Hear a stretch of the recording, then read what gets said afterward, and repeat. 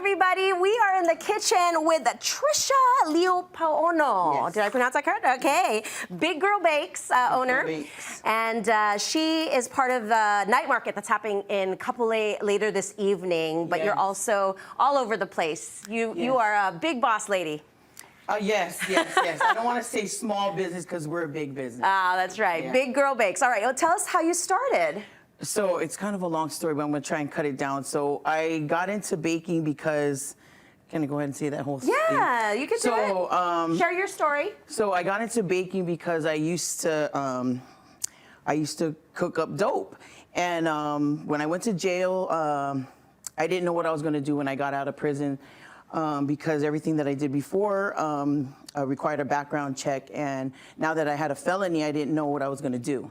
So I ended up going to prison, and you have to go through the kitchen to go work in any other work line. And so I went to the kitchen, and I saw that baking was kind of like, you know, cooking up dope. The drugs, yeah. And I kind of fell in love with it, and they offered a 14-credit course in the women's prison for KCC. I did that, and when I got out and went into a halfway house, I got a scholarship to continue in KCC. And so I just kind of ran with it. And one thing about the culinary and pastry industry, the food and beverage industry, is that they never did judge me. They never did ask me about my background. They never did, you know, look at my past. They just accepted me for what I am. And I've been to like some, do we have a whisk? Okay, it's okay. While you're talking, I know this is such a great story, but we're talking story and we're cooking too. Yes. Okay. And so I just ran with it and took it, and I ended up graduating from KCC and working in the top restaurants. Aulani, I was on the pastry team at Aulani. I was at the Hilton. I opened up the Hilton Embassy in Suites in Kapolei. And I just, after the pandemic, you know, this industry is the one that got hit the worst. And so that's when Big Girl Bake started. But when I was in prison, I told myself that when I start up a company, I'm going to name it Big Girl Bake, because I'm a big girl, of course. And you have big dreams. Yeah, and I serve a big God. That's the most important thing. Is I'm a big girl serving a big God.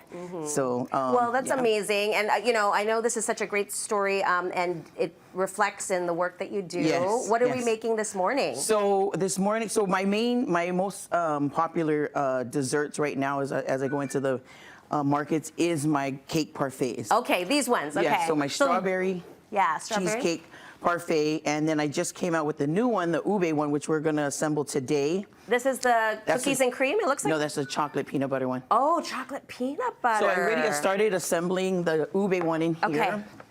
All right. We'll start to, I don't know, we can finish it up if we don't finish it up in this particular segment, but definitely the redemption part of your story is amazing, because this was 13 years ago, and look at you now. Yeah. It took a while, you know, but, you know, I never gave up. I never quit, and that's the most important thing. I hope that's the message that we want to get out today, is that don't give up on your dreams. Just keep cooking, and one day a breakthrough is going to come through. Yeah. Wonderful. Okay, so you're going to keep doing this background stuff. We're going to make these when we come back in the next half hour.